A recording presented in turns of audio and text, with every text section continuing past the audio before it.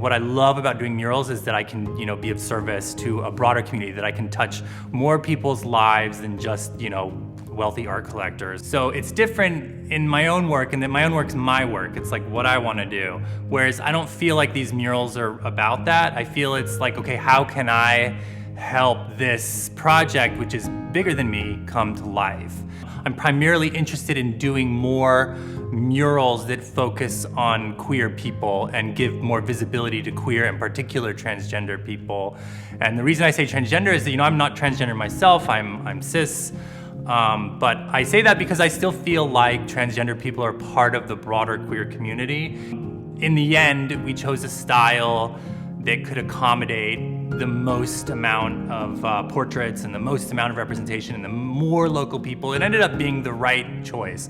When Nick told me that they have a trans employee at the Avenue Concept, I was like, absolutely, I would love if she worked with me, because this is a great way to directly connect to the community that I'm representing. Being represented as a non-binary queer person in this larger dynamic that celebrates that was absolutely fabulous for me.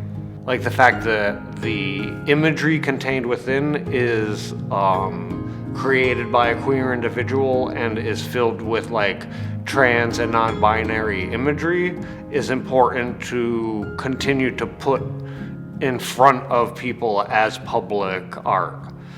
I think that this is how we make progress, by sharing stories and learning that we're all human, that we're all in this together. I made the design once I got here and knew what I was working with, and started meeting people and listening to stories. And I really feel like that's the best thing I could do, because this work of art lives in Providence. It doesn't live in New York. It doesn't live in a gallery. It lives in Providence, and I feel like the more grounded it is in Providence, the better. It has an aesthetic of fluidity and of the colors of the flag. I think are very identifiable even to cisgendered individuals. And the most important part of it is that it adds to the overall composition in a way that represents the community.